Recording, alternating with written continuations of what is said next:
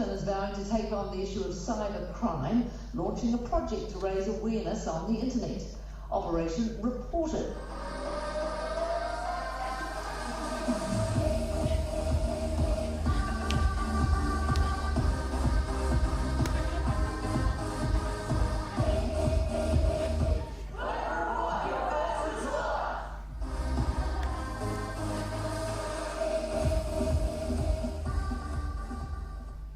Hey guys, my name's Freddie, and tonight I'm joined by Verity, Elise and Ash. We're going to take you through a campaign which is probably a little bit different from anything you might have seen before. Andrew from Internet New Zealand joined us in around June this year, and he presented to us what is the startling reality of New Zealanders online in 2016. Scams are something which we are hit by on a daily basis, and so to come up with just one issue from the many that he presented that day, I may need Verity to help me out. Well, Freddie, in 2015, $13 million was lost to cybercrime. That's a massive $12 million increase within 4 years. This indicated to us that cybercrime was on the rise. Unfortunately, scammers are always going to come up with new ways to invade your privacy. So we decided that we'd help our victims fight back instead of trying to stop scams altogether. Through our research, we found that there are two main reasons why people don't report their cybercrimes. One is that they feel shame or embarrassment around being scammed, and two, they simply don't know how to report it. Well, this indicated to us that we needed to educate them on how to report. There are two main reasons why you should report your scam. One, to help identify emerging trends within cybercrime, and two, to help the good guys fight back. Okay, that's all well and good, but what were our initial ideas? Well, first of all, Freddie, I would like to ask everybody here, who knows about reporting cybercrime? Oh, I thought so. Wow. We found that a lot of other people like you here tonight have no idea about reporting cybercrime, and even less about where to report. So we did some of our own research to help you all out. And what we found was the org.org, a website completely dedicated to reporting and dealing with online cybercrime. So we found out also that Internet safety organisation, NetSafe, are the ones that run it. However, it's Internet New Zealand who make it all possible through funding. So like any other team that had found a pot of gold, we started to create our campaign strategy completely around it, educating people about where to report their crime, the org.org. But what we found out on the day of our launch is that the org.org is actually going to be transitioned into a new website. So, that was very devastating on our launch day. So what did we do? We were real resilient, we pulled our resources together, and within 2 days, we were ready to launch with our new campaign, Operation Report IT. The really good thing about redoing our campaign is that we were able to reevaluate if we should focus on reporting, and it was a big yes from us. So Ash, I think maybe it's about time we let everyone here know what exactly we were trying to achieve. I think that's a great idea, Freddie. Our campaign is all based around making sure reporting cybercrime is the norm. What we wanted to achieve was for our internet users to head over to NetSafe's reporting page and fight back against cybercrime. To help us achieve these goals, we created some objectives. First of all, we wanted to reach 15,000 internet users over all online platforms. We want to have 20 people share their scam experiences with us, and we want to gain 6,000 Facebook post engagements. These included things like likes, shares, and reactions. Also, we want to get 500 page likes. But most importantly, we want to get 200 click-throughs from our Report It Here button to NetSafe's Report It Incident page. Those sound like some mighty fine objectives there, Ash. Elise, maybe we should let everyone know exactly how we plan to reach our target public. Absolutely, Freddie. It was important to our strategy that we stay online because that's where our target audience was. Who are they? The New Zealand internet users, but more specifically, cyber scammed victims. And so we created a Facebook page, a Twitter account, and a website so that we could communicate with our public online. And Verity, what exactly were our strategies? Our message strategy was that cybercrime can and should be reported. We created a tagline which was, "Click report, your first resort." This reiterated that when people are scammed, the first thing they should do is report it. For our action strategy, we created an online community where we could educate, connect with, and support our public, while also introducing the relevant organisations, Internet NZ and NetSafe, so that our public were aware that these were the authorities of internet safety. This online community also helps spread the word that every internet user is vulnerable to cybercrime, and that they shouldn't feel ashamed for reporting their scams. We created a website as a hub, and we created a Facebook page to spark interest and foster communications with our public. So, who were we fortunate enough to partner with? Well, Freddie, during our campaign, we worked with some pretty cool people. We got to work with First Place Fitness, Black Box Creative, Counsellor Angela O'Leary, Fijo X Photography, NetSafe, and Quentin Weber. These guys helped our campaign come to life, and we'd like to thank them all for their help. We also reached out to different media as well. We had News Talk ZB, New Zealand's most popular radio station, broadcast our message nationwide. Here it is. A group of students from Hamilton is vowing to take on the issue of cybercrime, launching a project to raise awareness on the internet. Operation Report IT is social media based and makes it easy for users to report online scams, privacy breaches, or computer system attacks to the internet safety organisation NetSafe. Hamilton resident Gwen Lyon was a victim of an email hack and panicked when it happened because she wasn't sure what to do. She says she felt calmer when she was told she could report the hack just like any other crime. We also had Scoop Independent News publish our media release online. As well, we featured in the NetSafe monthly newsletter, which has over 1,000 subscribers. Now we want to talk to you about tactics, so I'm going to send you over to Freddie. Freddie. Thanks a lot, Elise. No problems. We created a series of scam pictures which showed our target public exactly what a scam can look like while they're online. We also created a video which visualised a common scam experience to show our target public that yes, it can happen to anyone.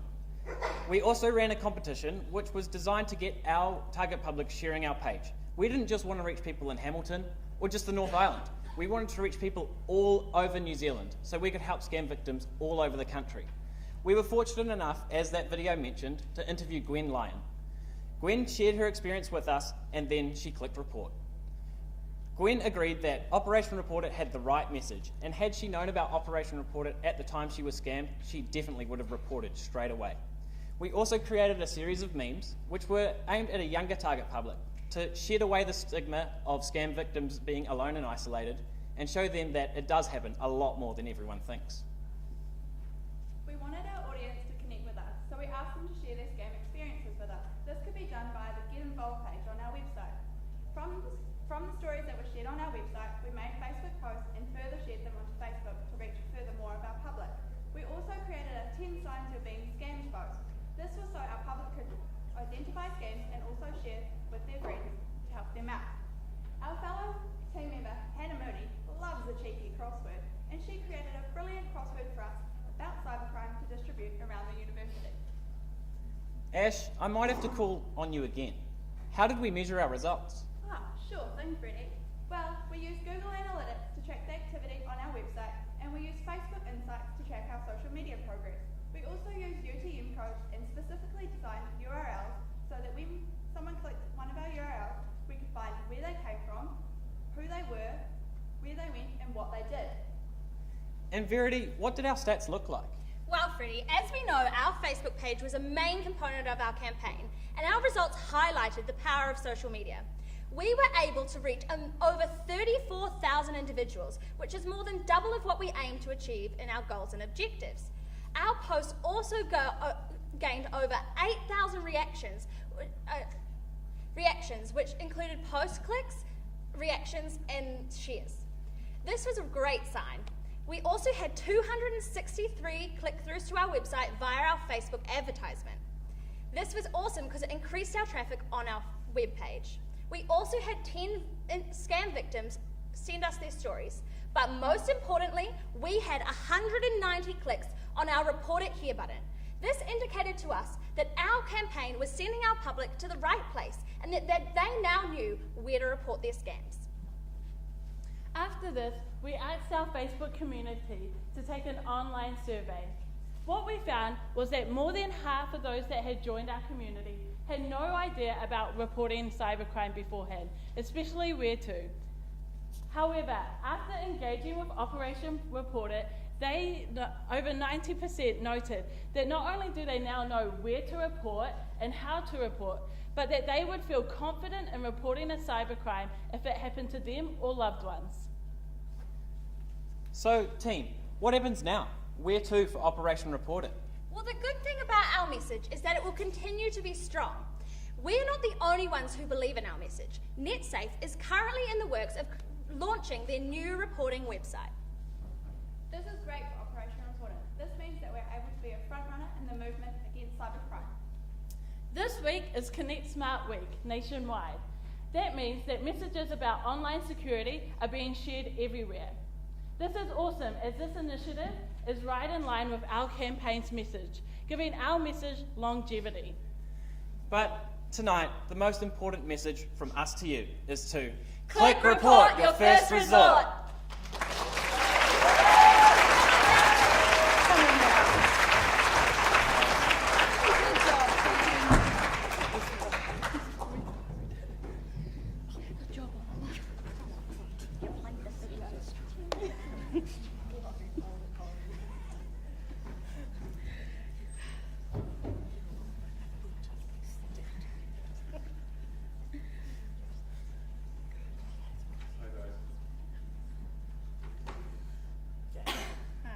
Hello. Yeah. Good. Really cool campaign. I'm actually pleased with the orbit thing there because I prefer the Operation Report It logo. Now I just want to read something out from the report here. So NetSafe actually replied and commented about your campaign. So it's great to see all the university groups promoting such an important message and see the engagement Operation Report It has received through social media. We're always on the lookout for groups promoting cyber safety and security and have noticed Operation Report It using different forms of media in an interesting way. Now this is kind of my key thing that I like about this campaign, and is that it had a really clear and obvious link to the client's problem. And I think that was something that might have been lacking a little bit in the others. So now that I've got that, Thank you for sharing. I also like to use some interesting ideas, so like the crosswords, also the competition. Could you tell me a little bit about why you chose these kind of ad hoc tactics? Well, personally, I love a good crossword. So do I. It actually stemmed because the uni magazine, The Nexus, they took their crossword out.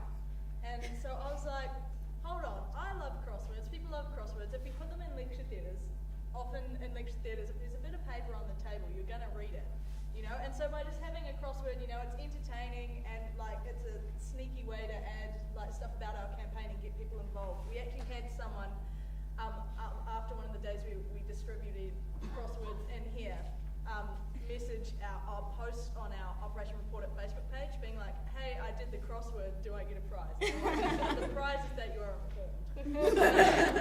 Just to add to that, so we wanted to kind of mix it up because our whole campaign was social media based. So having the crosswords kind of added some variety and also had some physical evidence, and it was also a fun element. So, and it got people involved. The same with the competition. It really got our public interacting with us. Yeah. Cool, nice. Thank you, nice. And I like the focus of the teacher, very important. Just a comment to clarify, NetSafe is not the client, it's Internet New Zealand is the client. So, and NetSafe should be clarified in all the campaigns, is a business actually. So you are connecting to a business. All of you didn't mention the fact that this is actually a business. Anyway, I wanted to ask you, under publics, it should be audiences, you mentioned 3 different interesting topics. You started to do segmentation. You talked about dating and shopping and Trusters.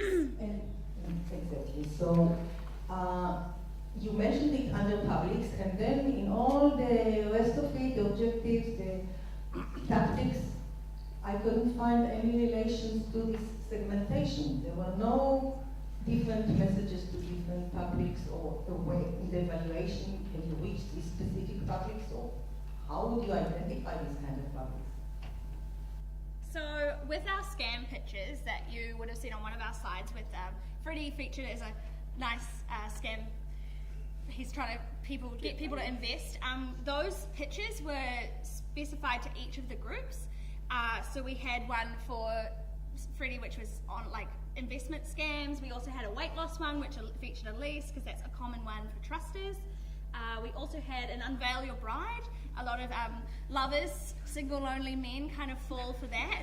So we're kind of trying to target them through those pictures, and they were a main focus on our social media. Like that you had, it wouldn't have been in front of you at the time, but I like that you had the challenge of having to redo everything right at the last minute, because that is what happens in the real world, and it's expensive. My question's a little bit along the lines of Monique's as well. I had a thought with your campaign that trusters would be an audience who wouldn't necessarily be on Facebook that much. I kind of, in my work, we talk about Doris from Dunedin, who doesn't use Facebook, and she's not online, and she will read ODT every morning without fail. How do you, did you consider how you might target her or the likes of her, or did you think that the tactics you created would reach her?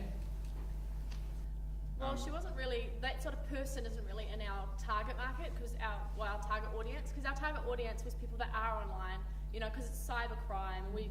Doris from Dunedin. She's got email, but she's just not on Facebook. Exactly, and so we were sort of thinking that is a scam that usually happens, but it was so hard to also target her and also target all the other scams that are out there. So it was kind of trying to reach a certain point, but not reach everyone, because we are a small university campaign, And also from our Newstalk ZB, that reaches an audience of 35 plus. And it reaches nationwide as well. It's broadcasted everywhere, so we could reach everyone with that.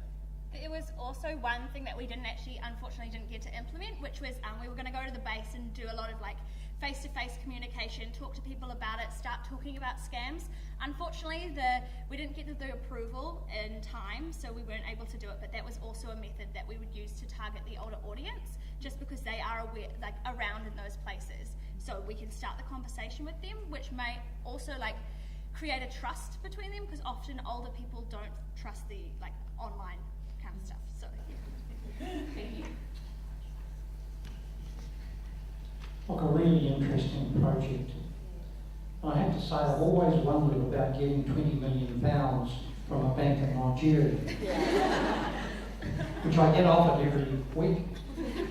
But I've always wondered too whether I should try and follow it through by saying, oh yes, we're really interested, and we'll send you $100, but look, I'm in a wheelchair, and my lawyers say that I can't move anywhere without you sending me $5,000 so we can make the flight to London or wherever. And I mean, it's a temptation as a former journalist and actually doing that investigative stuff, because I've heard some bad stories about people sort of doing that and ending up in dire straits in a scungy hotel in Nigeria somewhere. But look, I was really interested in the victim experience stories, because this is the stuff that the mainstream media are interested in. And you do read those terrible stories about, a lovesick man of 68 sending off money after money after money, and then finds out he's been scammed. So I'm just wondering, are you able to talk about some of the scammed people that came out of the woodwork as a result of you doing this campaign? Like we talked about how we interviewed Gwen Lyon. She's actually a Hillary Scholar here at the University of Waikato. And I guess she didn't really come out of the woodworks, but for me, that interview, I really liked that interview because it stresses the point that it can happen to anyone, because people assume that only idiots fall for scams, but it's it can happen to anyone. Anyone can fall victim to cybercrime. Anyone can be affected by it.